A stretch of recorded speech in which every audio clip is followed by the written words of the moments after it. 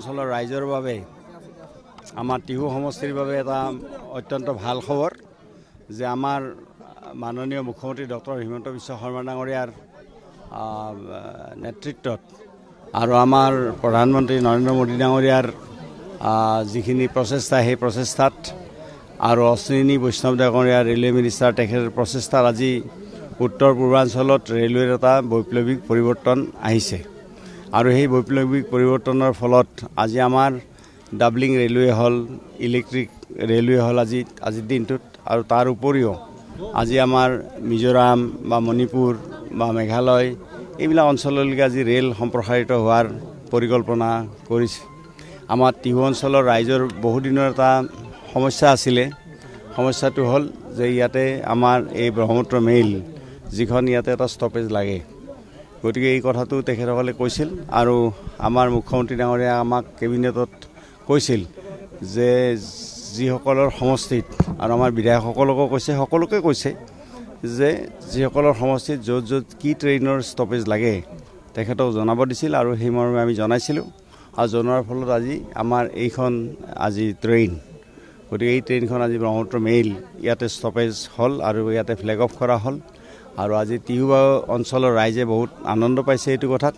গতিকে আমি মুখ্যমন্ত্ৰী ডাঙৰীয়ালৈকে ধন্যবাদ জনাইছোঁ প্ৰধানমন্ত্ৰী ডাঙৰীয়াক ধন্যবাদ জনাইছোঁ আৰু ৰেলৱে মিনিষ্টাৰ অশ্বিনী বৈষ্ণৱ ডাঙৰীয়াকো আমি ধন্যবাদ জনাইছোঁ আজিৰ তিনি মিনিটমানৰ কাৰণে ৰ'ব 2 মিনিট কাৰণে ৰ'ব সময়টো মানে সময়টো হ'ল সময়টো যেতিয়া যাব যোৱাৰ সময়ত মানে এইটো 5:53 ইয়াত পাব আৰু 5:55 ডিপাৰ্চাৰ হ'ব ইয়াৰ পৰা আপ টু 10:08 10:10 আৰু আপ যিটো হ'ব সেইটো 10:08 আৰু 10:10 সমস্যা বহুত আছে আজি আহিহে মই গম পাইছোঁ আগতে মই জনা নাই ইয়াতে এইখন যিখন প্লেটফৰ্মত যিখন আমাৰ ছেড লাগে ছেডখনৰো আমাৰ অসুবিধা হৈ আছে গতিকে তেনেকৈ দুই চাৰিটা ইয়াতে সমস্যা আছে এই সমস্যাখিনি আমি ৰেলৱেৰ জিএমৰ লগত এইবিলাক স্থানীয় লেভেলৰ সমস্যা এইবিলাক আৰু ওপৰলৈকে যাব লগা নাই গতিকে ৰেলৱেৰ জিএমৰ লগত কথা পাতি যিখিনি আমাৰ ইয়াতে আপোনালোকে কৈছে বা আমাৰ ৰেলৱেৰ ফালৰ পৰা কৈছে ৰেলৱেৰ আমাৰ ষ্টেচন মাষ্টাৰে ইতিমধ্যে এই ছেটখন তৈয়াৰ কৰাৰ কাৰণে এখন চিঠি দিছেও তেখেতে গতিকে এইটো আমাৰ জিএমৰ লগত পাৰচু কৰি আমি এইখিনি যিখিনি অসুবিধা আছে সেইখিনি কৰাৰ ব্যৱস্থা আমি কৰিম কাৰ্যসূচীটো আমাৰ এতিয়া বৰ্তমান সময়ত আমাৰ টিহুৰ চকৰ পৰা কাৰ্যসূচীটো আৰম্ভ হ'ব আৰু টিহুৰ চকৰ পৰা টিহু টাউন হৈ হালদিবাৰীৰ এই চকটোত তাৰ পৰা আমাৰ হাৰিভাঙা হৈ বালি হৈ কৈঠালকুছি হৈ চামতা হৈ নলবাৰী ওলাই যাব গতিকে আমাৰ টিহু সমষ্টিত এইখিনিয়ে জন আশীৰ্বাদ যাত্ৰাৰ মানে আমাৰ এইটো ৰুট হৈছে আৰু সেই ৰুট মতে আমাৰ দলীয় কাৰ্যকৰ্তাসকলে ইতিমধ্যে কাম কৰি আছে আৰু মই ভাবোঁ যে ৰাইজে এইটোত সঁহাৰি জনাব ৰাইজে আশীৰ্বাদ দিব আমাক আচলতে আগতে আমাৰ মানস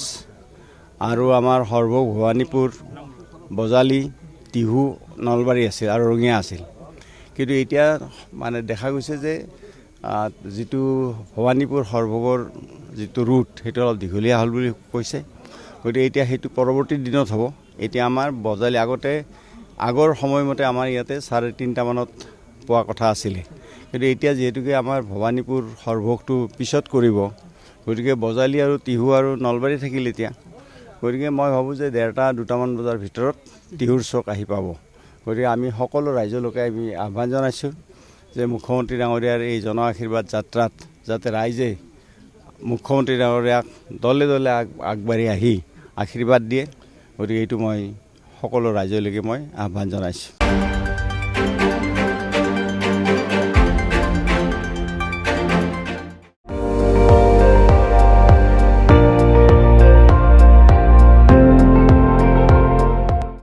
আপুনি চাই আছে ND24